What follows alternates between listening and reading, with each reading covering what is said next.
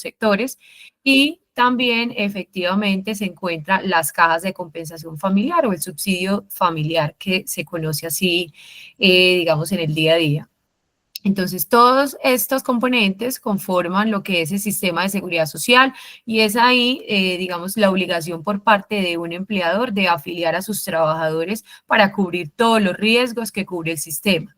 ¿Sí? Entonces, ¿qué pasa cuando un empleador no cubre estos riesgos, que son la invalidez, el que cubre la ARL, inclusive un fondo de pensiones, o la vejez, que es el riesgo que cubre la administradora de fondo de pensiones, o la muerte, que es finalmente también un riesgo que se puede presentar a lo largo de una relación de trabajo y pues hay que entrar a cubrir, digamos, como cubrir las necesidades de los beneficiarios del trabajador. Entonces, ¿qué pasa cuando no se afilia? Pues estos riesgos los viene asumiendo el empleador. Además de que conocemos que pueden haber sanciones, que pueden haber demandas, ¿sí? Que puede recibir un empleador, es tener presente que a lo largo de ese contrato se vienen asumiendo los riesgos y puede haber lugar a que el día de mañana, si no se realizan esos pagos, pues se presenta tal vez las reclamaciones o las demandas. Entonces, estos empleadores que durante todo este tiempo venían cubriendo esos riesgos y hoy dicen, bueno, ya lo vengo asumiendo, la idea es empezar a cubrirlos a partir de la fecha, pero ¿cómo hago con el tiempo, digamos, la parte retroactiva hacia atrás? Entonces, es entender que todo lo que son, digamos, gastos de salud, licencias de maternidad, que son las que cubre hoy el sistema de salud para las personas que cotizan, puede haber lugar a que efectivamente se reconozcan a través de procesos. Por ejemplo, si hay un trabajador que no está afiliado, entonces tiene que entrar el trabajador a cubrir esos gastos médicos, ¿sí? Las atenciones por no tener una cobertura en el sistema de salud. Lo mismo pasa con la pensión sanción. Es una, digamos, es muy frecuente en las demandas laborales que los jueces ordenen el reconocimiento de una pensión sanción a empleadores que efectivamente no realizan aportes. Inclusive, hay casos en donde empleadores realizan las afiliaciones, pero nunca realizan el pago de los aportes. Es una diferencia que hay entre el momento de afiliar y el momento de pago. Entonces, cuando cesa esa obligación de pago, también hay omisión. Y en esos casos, inclusive, además de todos estos puntos que acabamos de mencionar, pues también se pueden cobrar los intereses moratorios por parte de las entidades del sistema de seguridad social. Y ya decíamos entonces las sanciones de las cuales son merecedoras por, en este caso, la Unidad de Gestión de Pensión y Parafiscales, que es la entidad encargada de hacer la vigilancia, ¿cierto? E inspección. Entonces, esas omisiones lo ideal es cubrirlas y con relación a lo del tema de salud, administradora de riesgos laborales y caja de compensación, se puede decir que estas prescriben, es decir, creo que podemos avanzar, Angie, si me colaboras a la siguiente diapositiva. Gracias. Si durante todo un tiempo el trabajador no estuvo afiliado, ya sabemos que puede llegar a ocurrir mientras asumimos los riesgos, pero también puede haber lugar que en la presentación de una reclamación sea la demanda por parte del trabajador, entonces entra a reclamar todos esos aportes. Hay algo que puede favorecer a ese empleador que ha hecho la omisión de pago y es que puede alegar la prescripción, ¿sí? Pero solo de la salud, de los aportes a riesgos laborales y a caja, mientras no haya ocurrido ningún accidente, ninguna novedad. Entonces puede tal vez contestar a una demanda en esos procesos y decir, bueno, prescribió, ya pasaron más de 5 años, no hay lugar al pago o al reconocimiento.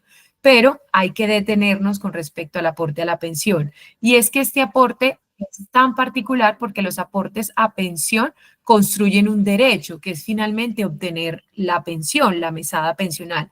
Entonces, la ley faculta como a ese trabajador para reclamar a futuro efectivamente esos aportes, es decir, en cualquier momento. Yo puedo tener un trabajador que hace 20 años trabajó conmigo, nunca le realicé los aportes, puedo estar entonces asumiendo el riesgo, como decíamos al inicio, pero saber que en cualquier momento se pueden reclamar los aportes a pensión. Entonces son una de las preguntas que llegan a este escenario de espacio de consulta legal y bueno, tal vez tratamos de buscar una solución si no pagaron la salud y en algunos eventos digamos, favorabilidad al empleador, no pasó nada, entonces no hay lugar a ninguna sanción, no hubo demanda y todavía tiene la oportunidad como de tratar de subsanar eso, entonces tiene que pagar los aportes a pensión para hablar de una normalización y estar tranquilo, blindado de los tiempos anteriores.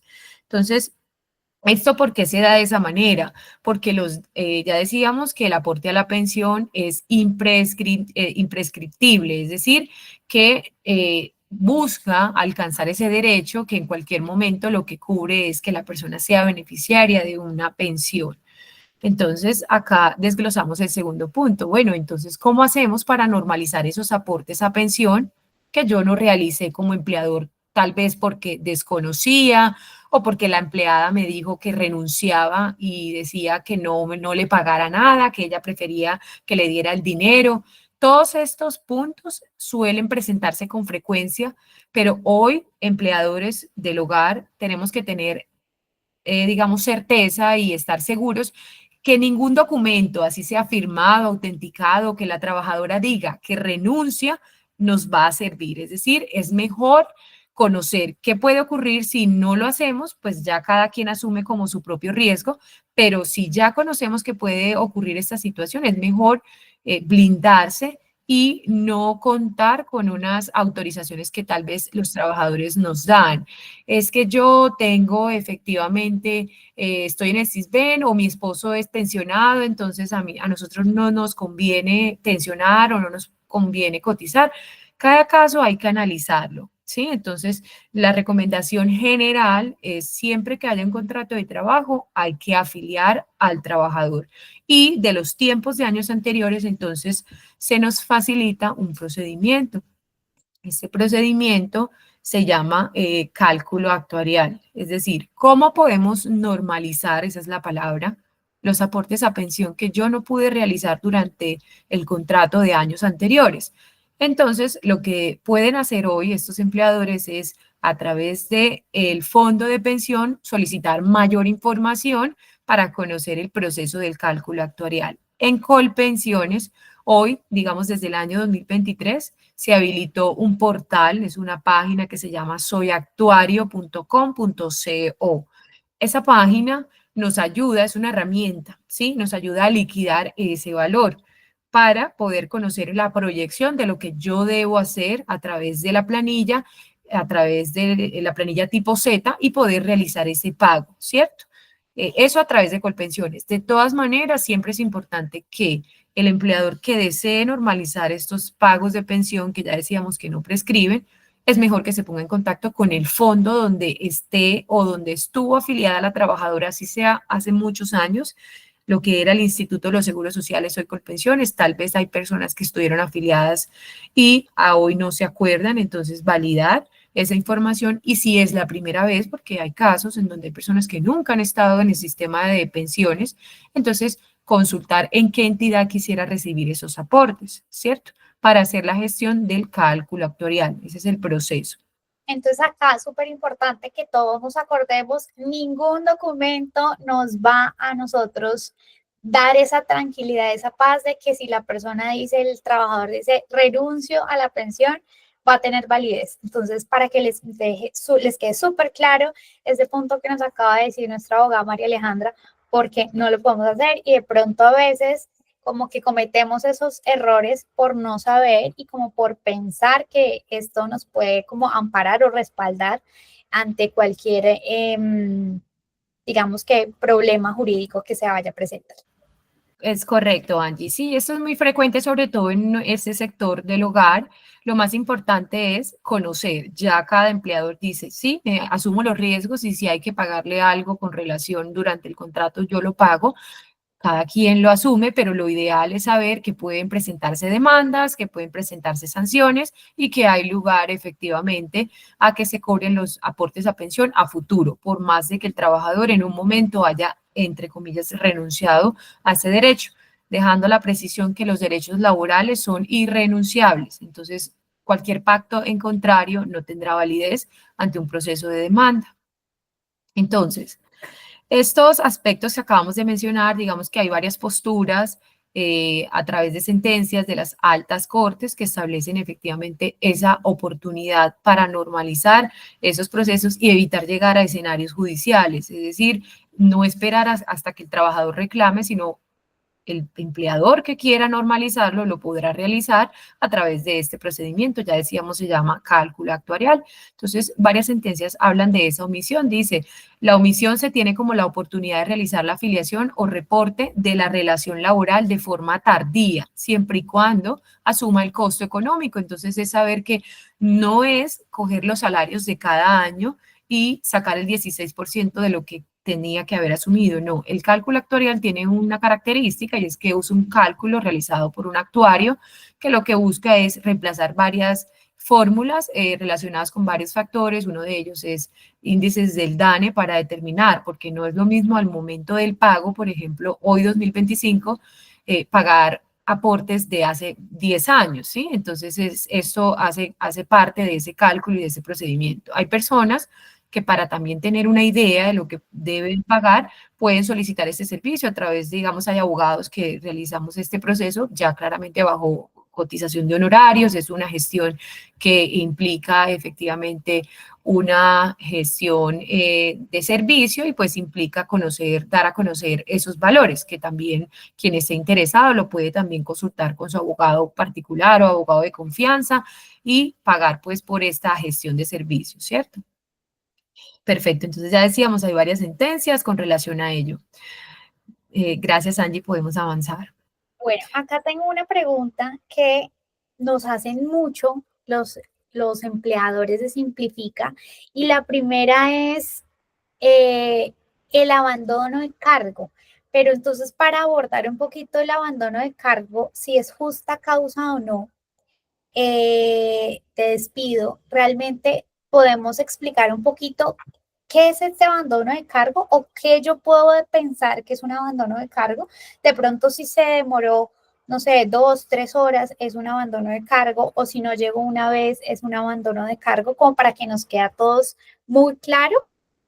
Claro, bueno, el abandono de cargo es, digamos, una expresión muy usual también en nuestro sector del hogar, es entender que no existe, para que arranquemos como con esa primera información, no existe actualmente en el Código Sustantivo del Trabajo una causal llamada abandono de cargo. Es decir, esa no está contemplada, escrita taxativamente, como decimos nosotros los abogados, en el código, ¿sí? Entonces, decir que voy a terminar el contrato por justa causa o con justa causa por abandono de cargo es una, digamos, expresión que no está del todo completa, ¿sí? Es decir, está errada porque no se ampara en ninguna parte del código. Entonces, si es una acción o es un acto que efectivamente se presenta y se conoce como, o ¿qué conocemos por abandono de cargo? Es ese, digamos, aquellos casos en donde el trabajador incumple su horario o su contrato, ya sea porque no hizo las funciones o no respetó el horario asignado. Entonces, ante esa ausencia, no presenta también una incapacidad o un soporte válido para demostrar la ausencia, para hacer saber que efectivamente le ocurre por el cual no se presenta a trabajar. Entonces, como caben varios supuestos, varios escenarios, el abandono de cargo admite una investigación por parte del empleador, es decir, hay que ahondar qué pasó, ¿sí? No simplemente ya lleva 8 días y no ha vuelto, no volvió la trabajadora, voy a terminar el contrato por abandono de cargo. Digamos que ahí estamos a la mitad del camino, nos falta culminar para garantizar esa protección jurídica, ¿sí? Entonces, efectivamente, el abandono de cargo tiene que configurarse la ausencia, pero también que sea injustificada, de que la persona puede que vuelva y tuvo un periodo que no vino a trabajar y luego se presenta sin ninguna justificación. O está el escenario número 2, trabajadores que van un día y no vuelven más y dejan tirado, perdónenme la expresión, el trabajo. Entonces, estos dos supuestos se presentan y es importante empezar a documentar esto que estamos pasando. Ustedes, empleadores, cuando toman la decisión de afiliar a su trabajador es porque saben que existe un contrato de trabajo y unas obligaciones como empleadores. Entonces, hay que recordarle a la trabajadora que ella también tiene, además de derechos, tiene obligaciones. Una de ellas es notificar, informar, y también tiene unas prohibiciones, es decir, ella no puede faltar, o él, porque perdónenme la expresión, me refiero solo a las empleadas domésticas, pero también hoy hay trabajadores del hogar en diferentes sectores, mayordomos de finca, etcétera. Entonces, tanto él o ella, trabajador, efectivamente deben informar y notificar. En el caso de, digamos, del sector doméstico, no contamos con un reglamento interno en el hogar. Digamos, si ya se trata de otros escenarios laborales, por ejemplo, en una finca, si hay más, digamos, de uno o dos trabajadores, tampoco existe esa obligación de contar con un reglamento. Por disposición legal, pues no es el deber del empleador. Entonces, a veces nos quedamos cortos con algunas decisiones que debemos tomar, ¿cierto? Entonces, dentro de esas hay que tener presente que hay que documentar. Documentar es conservar todos los soportes, es decir, tratar de contactar a ese trabajador y hacerle entender que ha incumplido, ahora sí nos vamos a las justas causas, una prohibición que trae el artículo 62. Es decir, se puede terminar el contrato con justa causa cuando el trabajador incumple una prohibición. ¿Y cuál es esa prohibición? Faltar o incumplir las obligaciones que están en el artículo 60. Dentro de ellas está el faltar al trabajo sin justa causa. Esa sí nos puede servir como una justa causa para dar por terminado el contrato, lo que da lugar a poder solicitar a través de la plataforma la terminación y liquidación sin el pago de la indemnización. ¿Correcto? Entonces, ya decíamos todos estos puntos que están acá, hay que evaluar cada escenario porque puede tratarse de una situación de enfermedad, una calamidad doméstica, pero lo más importante es que el trabajador le avise. Entonces, hay que recordarle esa importancia al trabajador. Y hay que también tener presente que sí se configura la justa causa del abandono de cargo cuando hablamos de que sea de alguna u otra forma terminado el contrato porque incumplió una prohibición que era faltar al trabajo sin justa causa. ¿Listo? Eso por esa parte. Entonces, ¿qué debemos hacer para poder terminar ahora sí? Entonces, para poder terminar con justa causa, hablando de la inasistencia, en este caso hay que citar al trabajador a un proceso que se llama descargos. Este proceso es el proceso llamado proceso disciplinario, donde buscamos darle el deber, digamos, el debido proceso, perdón, para que él sea escuchado, para que el trabajador se presente, nos sentemos, tanto empleador como trabajador. Yo le voy a hacer una serie de preguntas. Mire, ¿qué pasó el día 1 de marzo, el día 4 de marzo que usted no vino a tal hora? ¿Tiene alguna justificación? Sí, no la tengo. Entonces, de acuerdo a ese espacio, ya yo le doy, estoy dando la oportunidad de escucha para que se defienda, para que ejerza su defensa, para que presente pruebas. Si el trabajador no lo aprovecha, pues ya yo garanticé ese debido proceso y ahí sí puedo pues tomar una decisión, imponer una sanción que puede ser el descuento del día de trabajo, puedo imponer efectivamente algún tipo de suspensión, ya lo pueden revisar. La idea es que esto se ampare de acuerdo al contrato de trabajo que tienen firmado. La mayoría de contratos de Simplifica tienen estas ausencias como una falta grave. Sí, si ustedes revisan, dentro de las obligaciones dice faltar al trabajo sin justa causa, es una falta grave, entonces podemos imponer una sanción, inclusive dar por terminado el contrato de trabajo. Todo depende la proporcionalidad de la falta, ¿sí? Si es una primera vez, creo que no sería proporcional despedir, pero si esto es por 8 días, no se presentó, o inclusive si nunca volvió, en esos casos cuando no vuelven, hay que intentar también citar. Así el trabajador no venga a la citación de descargos, documentar. Yo le hago llegar a su casa una notificación de que lo estoy citando. Si no me contesta por WhatsApp, si no me contesta el correo o las llamadas, me ignora, entonces yo intento a la dirección que él me dejó para hacer el proceso en Simplifica, le hago llegar una carta diciéndole que lo cito el día lunes 17 a mi casa para revisar un tema a través de los descargos. En esa formalidad no necesita, digamos, mucho proceso, simplemente hacerle saber por todos los medios de notificación de que tiene ese espacio de defensa. Así el trabajador se haya mudado, haya cambiado de ciudad, ustedes, empleadores, agoten ese requisito enviándolo a la última dirección que cuenta, para el caso del trabajador que no vuelve a lugar de trabajo. Entonces, todas estas situaciones que acabamos de manifestar, ustedes las tienen que documentar, ¿cierto? Entonces traten de dejar todo guardado, pantallazos, soportes, que el día de mañana esto nos va a servir para cualquier proceso de reclamo, ¿correcto? Perfecto. Y bueno, creo que antes de terminar hay que hacerle saber al trabajador, cuando ya vamos a enviar esa carta donde le vamos a decir que se termina el contrato porque no vino a los descargos o porque vino y no presentó ningún tipo de prueba, entonces ya si la decisión es terminarlo con justa causa, hacerle saber. ¿Cómo? Notificándole, enviándole una carta o un mensaje donde tenemos comunicación. Tener certeza de que recibe este comunicado y pagarle la liquidación. Entonces, a través de la plataforma solicitan el proceso y generan la liquidación, terminación con justa causa, ya conservando todos estos soportes que están en manos de ustedes, empleadores. Ustedes tienen el deber de guardar todos estos soportes por si el día de mañana hay una reclamación, porque hay casos en donde el trabajador se accidenta, fallece, entonces tenemos que guardar todos estos soportes.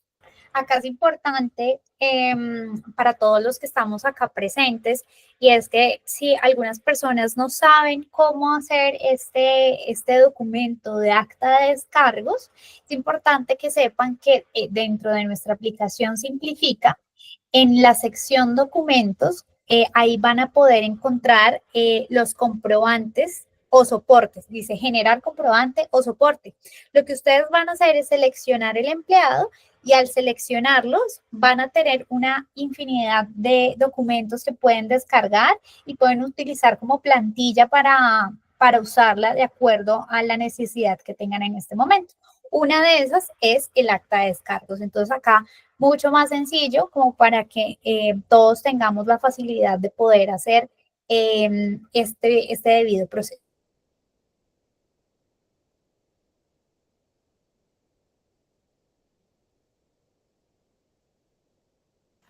Gracias, Angie, por la recomendación. Listo. Otra de las preguntas, abogada, es que nos dicen que si se puede despedir un trabajador con fuero de salud. No sé si todas las personas tengamos así como la claridad de qué significa este fuero de salud. Entonces, no sé si nos puedes empezar por explicar un poquito qué significa esto. Perfecto. Bueno, antes, claro, es súper importante tratar de desglosar ese concepto. Digamos que el fuero es una protección que está basada en la norma, es una protección que se le extiende a un grupo de trabajadores que por alguna condición pueden estar en debilidad, es decir, que requieren protección por parte del Estado. Entonces, hay un grupo de, digamos, podemos incluir un grupo dentro de estos considerados que tengan fuero y son, por ejemplo, el fuero de maternidad. Ya sabemos que son las mujeres que se encuentran en estado de embarazo. Es una protección constitucional, lo que impide que no podamos tomar decisiones respecto del contrato porque se van a presumir son discriminatorias. También hay un fuero, en este caso, digamos, hay fuero sindical, está el fuero de salud, que corresponde a aquel trabajador que tenga alguna condición de salud, de debilidad manifiesta, que dé lugar a que hoy su condición busque que sea protegido para evitar que, digamos, se logre o no se logre, perdón, afectar sus derechos por esa condición. Entonces, dentro del sector doméstico puede haber lugar, sobre todo, para que, digamos, a lo largo del contrato, sobre todo porque pueden haber en su mayoría o hay un, digamos, un número alto de trabajadores que pueden tener una edad de pronto de adulto mayor y puedan estar en alguna condición. Ese es otro fuero que se llama el fuero de prepensionados, que ya creo que en otra oportunidad lo podemos revisar, pero la idea es poder entender que es una protección, ¿sí? Que le da entonces en este caso la ley a estos trabajadores que se encuentran ahí. ¿Para qué? Para que sus contratos no puedan ser terminados siempre y cuando no se cumplan unas condiciones. Entonces, respecto de esto, como decíamos que es una protección constitucional, hay varias posturas de las Cortes, tanto la Corte Suprema de Justicia como de la Corte Constitucional respecto de los despidos que puedan llegarse a presentar, ¿sí? Lo más importante es entender que entonces una persona que tenga fuero de salud tiene una estabilidad laboral reforzada, lo que da a entender, como la palabra lo dice, una estabilidad es que se le debe garantizar esa estabilidad de trabajo porque ya es una persona que puede, digamos, se puede considerar su despido injusto y, digamos, discriminatorio y puede afectar de ahí en adelante la continuidad de su tratamiento al afectar su condición de cotizante. ¿Qué debemos tener en cuenta? Entonces, la pregunta es, ¿se puede despedir un trabajador que tenga fuero de salud? ¿Un trabajador que esté enfermo, que tenga alguna condición de salud? La respuesta será, depende. ¿Sí? ¿Por qué? Sí se puede despedir, pero contando o cumpliendo un requisito que nos trae la ley. En este caso, digamos, para hablar de la estabilidad laboral reforzada, ya decíamos que se presenta cuando ese trabajador tiene una deficiencia física, mental, intelectual, es decir, que aquí caben las enfermedades por depresión, de salud mental o sensorial a mediano o largo plazo. Esa es la primera característica para que, digamos, se pueda tener esa estabilidad laboral.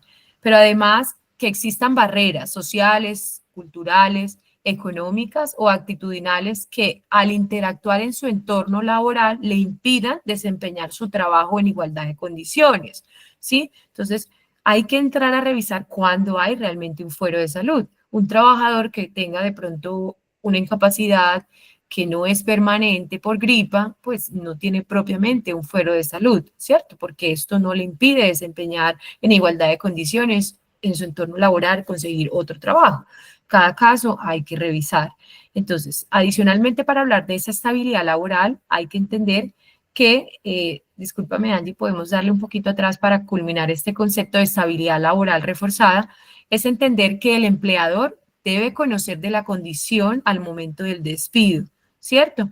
Para poder evidenciar efectivamente que se encuentra en estabilidad. Entonces, aquellos casos donde el trabajador no le dice al empleador, efectivamente no hay propiamente un fuero de salud. Cada caso es revisable, pero es una premisa, hay varias posturas donde se busca proteger también al empleador cuando desconoce esta situación, aunque hay varias posturas, digamos, con algunos trabajadores que tienen condición de VIH, había una, digamos, una norma que garantizaba esa protección anteriormente, porque el trabajador podía omitir para evitar ser discriminado o tener actos, digamos, en su desempeño laboral. Pero hoy se contraria esta versión y es que el trabajador sí tiene la obligación de notificar al empleador y la obligación del empleador es no hacer actos discriminatorios después de enterado, es decir, tiene que salvaguardar el tema de confidencialidad de su trabajador y buscar darle, digamos, protección por esa condición. Y también cuando ya está enterado, entonces ya sabemos que no puede darle el contrato por terminado. ¿Cuándo sí lo puede dar por terminado? Ahora sí podemos avanzar. Angie, por favor. Claro que sí. Perfecto. Este esquema de estabilidad reforzada, entonces ya decíamos, lo que busca es que el trabajador se le conserve su empleo, ¿sí? Porque, digamos, de alguna u otra forma, podría tenerse como un acto que podría afectar de ahí en adelante su continuidad en su tratamiento, en su procedimiento de salud. Dejaría entonces de estar como cotizante, ¿sí? Y él podría estar también a la espera de algún dictamen, de algún procedimiento que ordene la EPS, entonces dar esa terminación podría afectar varios factores. Además, hay que tener en cuenta que enterado el empleador, esa situación no puede ser un motivo para despedirlo. Por ejemplo, que si tiene alguna condición de depresión o de salud mental y es un trabajador con el cargo de niñero, yo no puedo justificar la terminación por mis propios medios para desempeñar ese cargo. Debo contar entonces con el permiso ante la oficina del trabajo, que es la autoridad competente. Entonces, si lo hacen, ya se va a presumir, así sea que la terminación sea con razón a alguna situación relacionada con el contrato, por faltas y demás, cuando el trabajador le dice al empleador y le termina el contrato sin justa causa, sin contar con el permiso por parte del ministerio, siempre se va a presumir que es en razón a la discapacidad o a la condición de salud. a menos de que el empleador demuestre lo contrario. Entonces ahí entra, digamos, la respuesta de depende. ¿Por qué depende? Porque claro, yo sí puedo terminar el contrato de una persona que tenga esta condición cuando comete un delito, pero que sea probado, ¿cierto? En todos los escenarios, cuando hay una causal objetiva, yo debo contar con el permiso. Entonces, cuando hay esa causa objetiva, yo necesito la autorización ante la autoridad competente, que en este caso es la oficina del trabajo. De esa manera, únicamente se puede blindar el empleador. ¿Qué pasa si el empleador dice, yo prefiero salvaguardar la vida de mi hijo y no tener una niñera, prefiero terminar el contrato, así pague la indemnización? Si lo hace sin la autorización, podría considerarse un despido completamente injusto y puede haber lugar a una orden de reintegro, ¿sí? Porque debió haber pedido la autorización. Entonces, Angie, ¿podemos avanzar, por favor? Ahí cuando nos estás comentando sobre que también es un deber que los empleados, los trabajadores de nuestro hogar nos digan exactamente qué tipo de situaciones de salud tienen. Entonces, tendríamos que decir realmente que es muy importante que al inicio nosotros hagamos esos exámenes de ingreso y estemos haciendo esos exámenes periódicos como también para estar enterados de la situación de salud de las personas que están trabajando en nuestro hogar. Bueno, el tema de los exámenes, sí es recomendado, nosotros siempre desde Simplifica lo vamos a recomendar. ¿Por qué? Porque al igual que el tema del reglamento interno de trabajo, eh, no existe obligación por parte de los empleadores, personal natural del hogar, por lo que no estamos obligados a tener un sistema de gestión y de seguridad y salud en el trabajo por el número de trabajadores. Pero siempre, digamos, a pesar de que no es una obligación, se recomienda blindarse y conocer las aptitudes, ¿sí? Estos exámenes de salud ocupacional van relacionados al cargo que se va a desempeñar. Entonces, en la mayoría se ordenan exámenes que van acorde al desempeño de las funciones, ¿sí? Entonces, si es una condición de que efectivamente se identifica, el conocer esto dentro de los exámenes de egreso no es una justificación para que el empleador se abstenga, porque se presume que lo está haciendo por esa razón.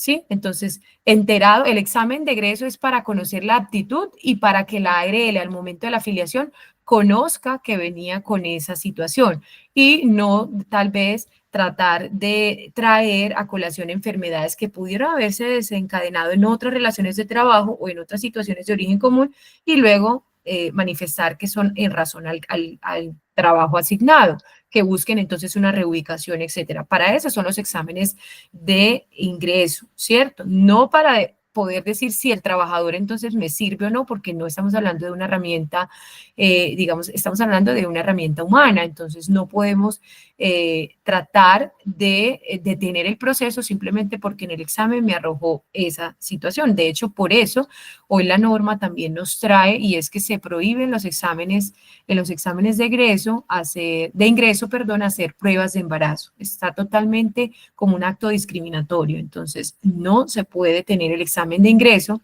como un factor determinante para yo poder contratar. ¿Sí? Es simplemente para temas de salud y salud ocupacional, que es seguridad y salud en el trabajo, para temas relacionados con su condición, ¿sí? En cuanto a enfermedades laborales y accidentes que puedan llegarse a presentar con el cargo. Perfecto. A mí me está quedando clarísima la información. Espero a que todos los que estamos acá conectados en este espacio también les esté quedando súper clara la información que nos está dando nuestra abogada, que realmente son demasiado útiles en la relación que estamos teniendo todos en nuestra casa. Perfecto, Angie, gracias por esa anotación.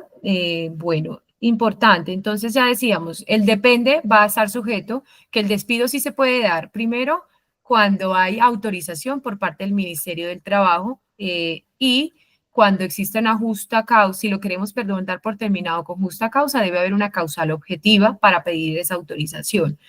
En algunos escenarios, si se quiere terminar sin justa causa, es decir, pagando la indemnización, igual hay que pedir el permiso y ya hay que alegar o hacer la solicitud de acuerdo al Ministerio del Trabajo, argumentar por qué se da esa terminación sin justa causa y en razón a qué va a argumentar esa terminación, por qué desamparar al trabajador. Entonces, ya será a disposición bajo la sana crítica del inspector del trabajo se toma la decisión para otorgar el permiso. Si el empleador lo quiere hacer sin hacer el permiso ante el Ministerio del Trabajo. ¿Lo puede hacer? Sí, pero está bajo su responsabilidad tener que asumir un proceso de acción de tutela que ordene el reintegro y el pago de los días de salarios que se dejaron de pagar por todo el tiempo del despido, inclusive que se ordene el reintegro del trabajo o si es un proceso de demanda, pues algún tipo de sanción que pueda impartir la justicia. Esas son las consecuencias de hacerlo sin la autorización. La probabilidad de que pasa, yo siempre digo, es 50-50. Hay trabajadores que lo hacen, hay otros que no, pero siempre va a existir.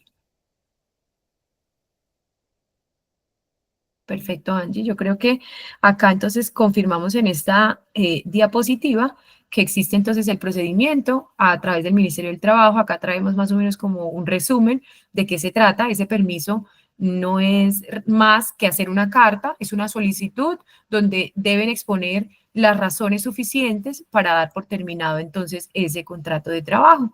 Dentro de esas, por ejemplo, hay que argumentar, hay que dar la existencia de la justa causa para el caso de una terminación con causal objetiva. Entonces, explicar, argumentar los motivos justificados conforme a la ley que cometió una falta de acuerdo al artículo 62 por estas y estas razones. Si es una causal objetiva legal, entonces explicar las razones del despido, ya sea por temas estructurales del hogar, económicos, imposibilidad de seguir manteniendo al trabajador, y ya es el inspector del trabajo quien determina si es viable o no. Agregar soportes, por ejemplo, el empleador que lo despidieron de su trabajo y no tiene cómo mantener a esa persona, tiene alguna situación económica, es un tema que definitivamente afecta a la economía del hogar, entonces hay que hacer la solicitud y es el inspector quien da el permiso. O, como decíamos, en el caso de la niñera que tiene alguna condición de salud mental, entonces hay que demostrar esa incompatibilidad de la discapacidad versus el cargo, ¿cierto? Entonces demostrar que hubo algún antecedente, algún factor de riesgo, que esta persona estuvo internada y bueno, lo que logren demostrar, esa carta no es más que tener esos motivos, las razones claves, los soportes, las pruebas. Y cuando ya se tenga esa carta, lo que hay que hacer entonces lo pueden hacer a través de la página del Ministerio del Trabajo. Si ustedes entran a la página del Ministerio del Trabajo, hay un enlace que dice trámites. Estos trámites se pueden gestionar y buscar el que diga solicitud, autorización, despido, trabajador, debilidad manifiesta. ¿Sí? Entonces, cuando tengan esa causal que dice efectivamente eso, terminación del vínculo laboral de trabajo asociado a trabajadores con situación de discapacidad o debilidad manifiesta, le dan la opción y lo que deben hacer es hacer todo el paso a paso y llenar los datos de la página, cargar la carta de la solicitud, sus pruebas, sus soportes, y luego a ustedes les va a llegar un radicado, es una solicitud de parte del ministerio. El que lo quiera hacer de manera física también lo puede validar, ya es una gestión completamente administrativa, ponerse en contacto con los canales del Ministerio del Trabajo y consultar el proceso efectivamente para hacer este envío de correspondencia, ¿cierto? Entonces, una vez radicada la solicitud para autorización de despido de algún trabajador, entonces que tenga esta condición de fuero de salud, el ministerio revisa inicialmente la petición. Debe ser ante el Ministerio del Trabajo regional, es decir, del dirección territorial de la ciudad donde se encuentra el empleador.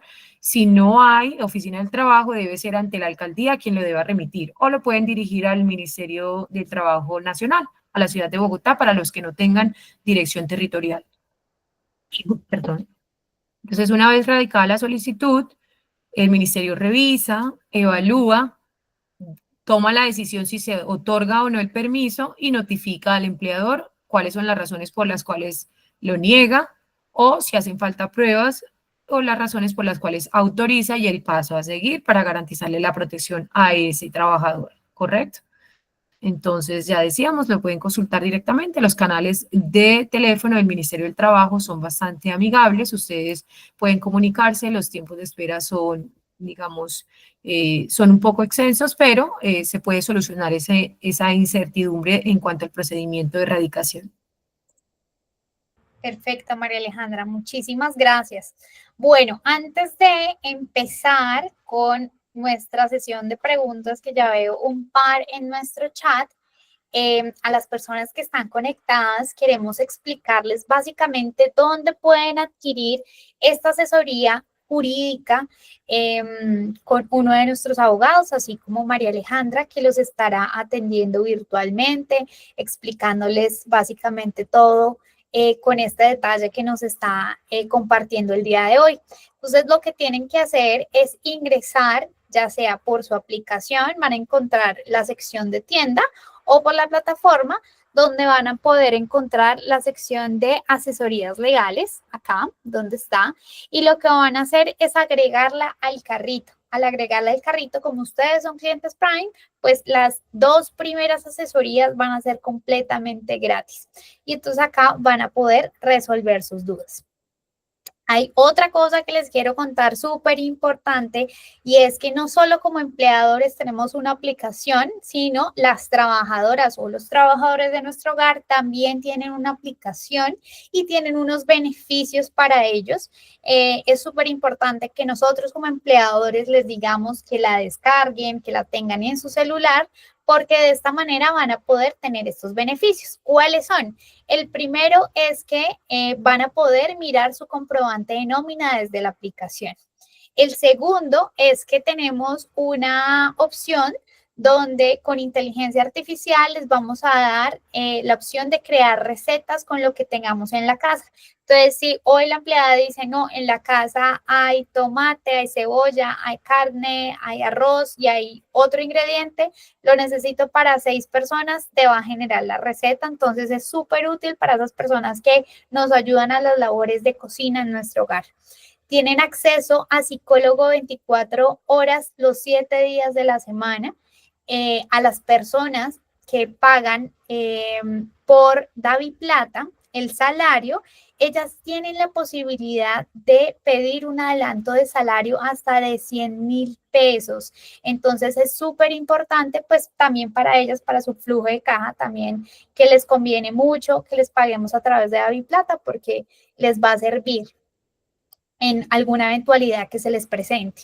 También tienen el 20% de descuento en Maloca y tienen descuentos a las que no hayan terminado el bachillerato, no hayan terminado sus hijos el bachillerato, pueden convalidar con un precio súper bueno que tenemos con una alianza de Cuepa.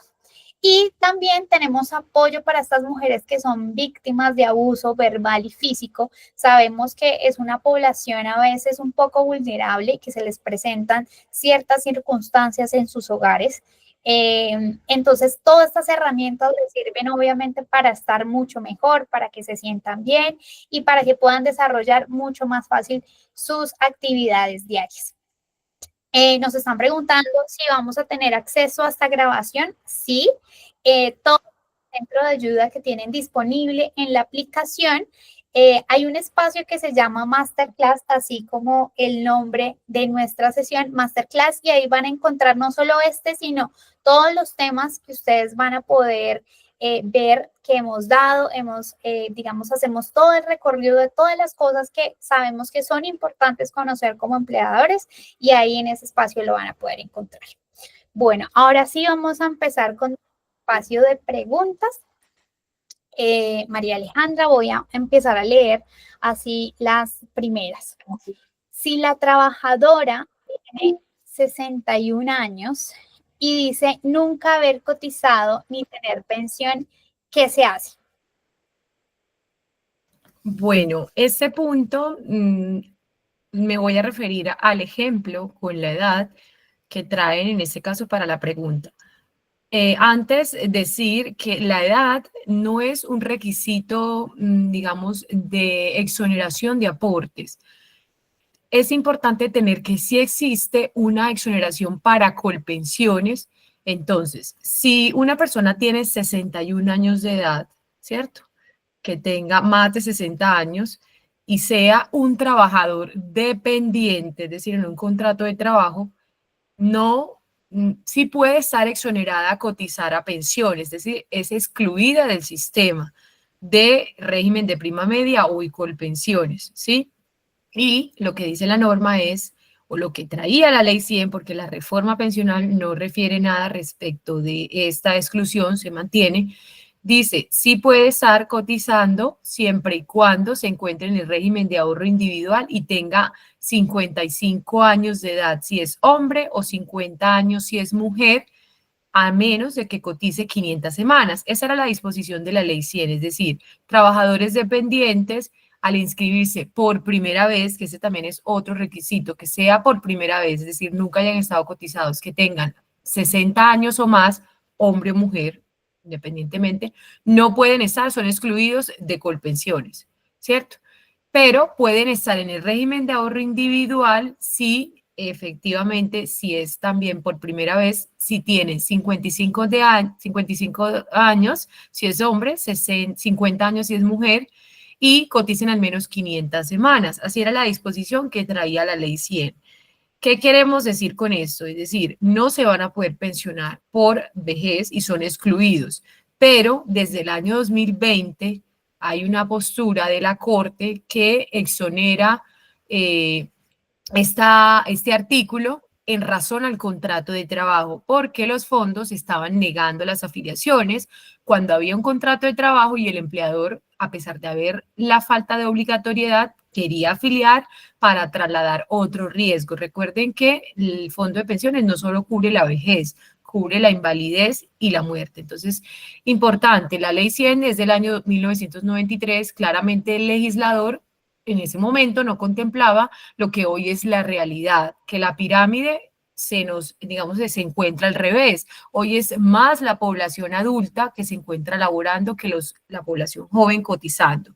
Entonces, esto da lugar a entender de que la realidad nos ha demostrado que los adultos mayores no están pensionados, sino que siguen trabajando. Entonces, esa postura de la Corte dice, un momentico, fondos de pensiones, ustedes no pueden negar la oportunidad de afiliación de alguien que tenga una determinada edad por el hecho de que no se va a poder pensionar de vejez. Recuerden que los requisitos para una pensión, por ejemplo, de invalidez, son diferentes. Van a pedir menos semanas que las semanas de pensión de vejez. Entonces, son esos factores que nosotros empezamos a determinar y invitamos a todos los empleadores que efectivamente, si tienen trabajadores que están próximos a la edad pensional, tengan 55, 56, 57, menos de 60, la idea es que coticen para cubrir estos riesgos, ¿cierto? De invalidez y muerte. Si tienen más de 60, sí, ahí sí nace la exoneración. Entonces, por el hecho de tener 55, no quiere decir que no va a cotizar y que ya no se va a poder pensionar y es exonerada. No, la exoneración es a partir de los 60, pero recuerden que es una decisión del empleador si lo quiere afiliar para cubrir la invalidez y la muerte, aunque exista la exoneración a partir de los 60. Eso para que nos quede claro. Perfecto, María Alejandra, muchísimas gracias, Marta. Espero que también te haya quedado súper claro. Bueno, Liliana nos dice, ¿y si la empleada está embarazada y no volvió de vacaciones?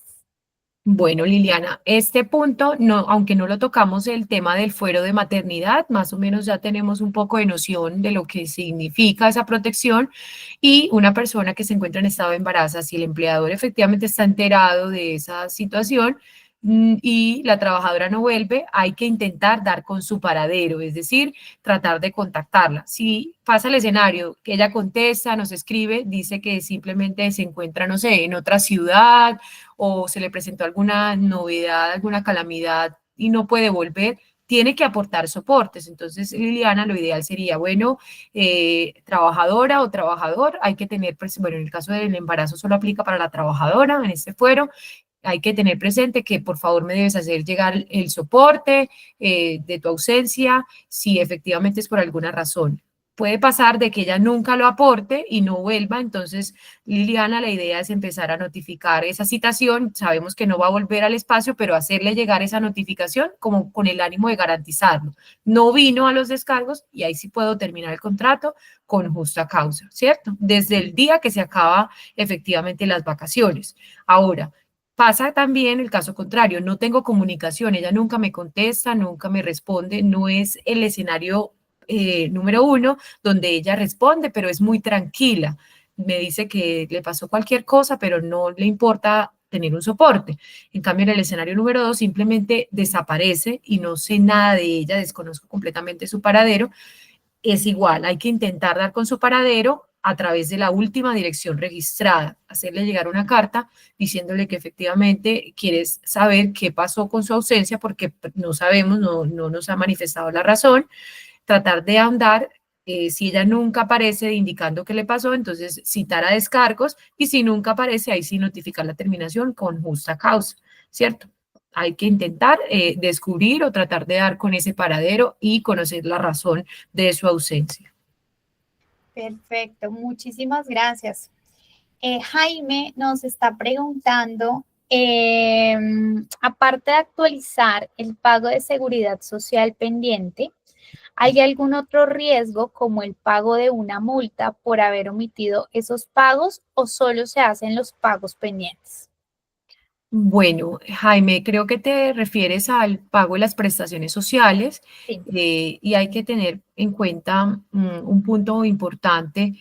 eh, Muchas personas conocen y ya nos tienen mucha información respecto de esta sanción moratoria, que es la del artículo 65 del Código Sustantivo del Trabajo, que se refiere a una sanción económica que es un día de salario por cada día de retraso. Es decir, si hubo una terminación de un contrato y yo nunca le pagué sus prestaciones sociales, que son la prima, cesantías, intereses de cesantías, y bueno, se puede incluir el descanso de vacaciones, que es un descanso realmente remunerado. En este caso, si yo nunca pagué estos derechos y el trabajador me demanda o me reclama, puede cobrar esa sanción moratoria. Hay algo con esa sanción y es que esa sanción se solicita vía judicial. Es decir, hay trabajadores que lo hacen a través de una reclamación por parte del Ministerio del Trabajo, pero en esos casos admite mucha, es decir, yo puedo pagar todo lo que yo considero tiene derecho, excepto esa sanción, porque solo la pago el día que se logre demostrar vía judicial y yo poder alegar si hubo o no buena fe con respecto a ese pago, ¿cierto? Ahora, otra sanción de la que refieren es tal vez el tema de la planilla, que temen que las entidades del sistema les genere alguna mora o algún pago pendiente por no haber hecho esas consignaciones en el fondo. La respuesta es, si la trabajadora nunca estuvo afiliada, pues el fondo no tiene cómo saber que había un contrato, a menos de que hay empleadores que realizan, como decíamos al inicio, afiliación, pero nunca pagan, dejan planillas o meses sí, un mes no, un mes sí, entonces en esos casos puede haber lugar a que se cobre una multa, una sanción por parte del fondo de cesantías. Cada caso es de análisis, decir que si se puede cobrar una multa o no, depende de qué está pendiente por reconocer, depende por qué escenario se logre cobrar o recuperar ese cobro, ese proceso de reclamo, pero los riesgos definitivamente son los del sistema de seguridad social. Ya decíamos, la invalidez, la vejez y la muerte. Si yo no afilio, me toca cubrirlos, es decir, si yo no tengo una EPS que pague incapacidades, pues yo no tengo quien me reembolse. Si la trabajadora le ocurre alguna novedad, pierde su capacidad laboral y no tiene fondo de pensiones, me toca a mí pagarle su pensión de invalidez. ¿Sí? Esos son los escenarios que se ven en las vías judiciales. perfecto, muchísimas gracias. Bueno, tenemos una última pregunta. Nos pregunta María, ¿cómo puede emplear a una señora que no desea ser afiliada a Seguridad Social? Bueno, María, es importante tener presente que el contrato de trabajo es una voluntad, es un acuerdo de voluntades, perdón. Hacer un acuerdo de voluntades hay que sentarse, hay que discutir, además de la negociación del pago, hay que hablar entonces de lo que para ti como empleador es hacer las cosas bien, es decir, hacerle saber que es, digamos, su deber, pero sobre todo una decisión de querer trasladar los riesgos. Entonces, si ella desea estar en ese contrato de trabajo, las condiciones son esas y ella decide si acepta o no, ¿cierto? Porque si no, no es apta entonces para ese contrato. Eso es cuando el empleador decide tomar la decisión de querer afiliar. Si el trabajador se rehúsa porque se encuentra en el CISBEN, hay que analizar. Entonces, si es un trabajador por días, ya decíamos que puede permanecer ahí o como beneficiaria, pero si es un trabajador de tiempo completo, no va a poder pertenecer porque debe pagar y cotizar al sistema de salud. Esas son las personas que permanecen ahí, aunque ganan el salario mínimo, están tratando de ser evasivas con la legalidad. Entonces, hay que hacerle entender cuáles son los beneficios también al estar afiliada, qué beneficios podría tener y que si está en el CISBEN, pues el día de mañana, si llega a quedar desempleada, ya puede volver a recuperar esa, digamos, ese proceso a través de la encuesta que realiza el DANE. Perfecto. Bueno, no tenemos más preguntas. María Alejandra, de verdad, muchísimas gracias por habernos acompañado en esta sesión. A todas las personas que asistieron también, muchísimas gracias por conectarse a sus espacios. Esperamos que en los próximos que hagamos también nos puedan acompañar. Los creamos especialmente para ustedes, para resolver todas estas dudas que a veces tenemos y que no sabemos a veces cómo tampoco abordar. Entonces, gracias y espero que tengan una excelente tarde. Muchas gracias, Angie, a ti por el espacio.